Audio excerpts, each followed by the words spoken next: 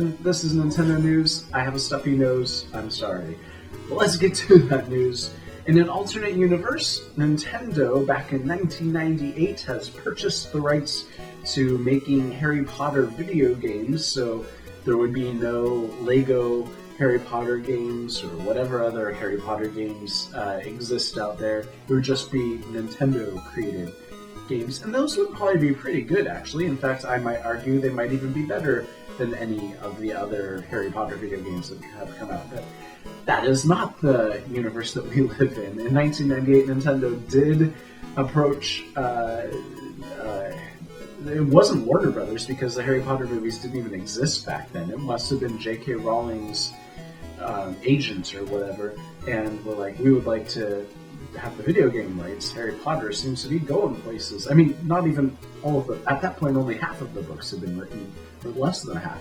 So they obviously recognized Harry Potter's going places, and they wanted in on that, and alas, that is not what happened. Or maybe for the better, depending on how much you like those Lego Harry Potter games. Our next story is just a tiny morsel of information, but it hints at something that could be very cool. And it is that in North America, Square-Enix has trademarked the name for video game use Holey Heroes, which doesn't sound like a particularly compelling game title, but when you take this next bit into consideration, Dragon Quest VII Remake for the 3DS has not occurred in the US still.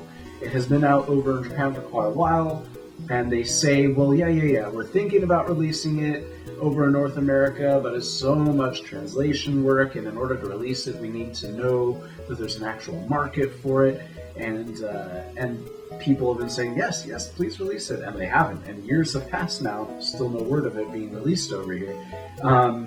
But they do have a tendency when they localize games, Dragon Quest games, to give them alliteration titles, so like Hand of the Heavenly Bride and Sky of the Starry Sentinel, or whatever that one is called. It's always the same letters, so Holey Heroes matches up perfectly with that tradition they have going, and it also makes sense in terms of the plot. Holy, not as in divine, but actual holes. There are like holes between these two worlds or times. It's been a very long time since I played the game, because it was originally released on the PlayStation 1, and so the 3DS remake fixed everything that was bad about the fact that it was one of the first PlayStation 1 games. It had a weird thing where the world was 3D rendered, but the characters were pixelated sprites, and it was just very strange. But the 3DS remake fixes all of that and makes it into something more like Dragon Quest IX, for instance, which is one of my favorite Dragon Quests. So it looks great, it looks like it plays great, it would be awesome, and it looks like it might be coming, so that is awesome. Very excited. I'm definitely going to buy it as soon as it's out. But that is it for this episode of Nintendo News. See you guys tomorrow for more news. Bye, guys.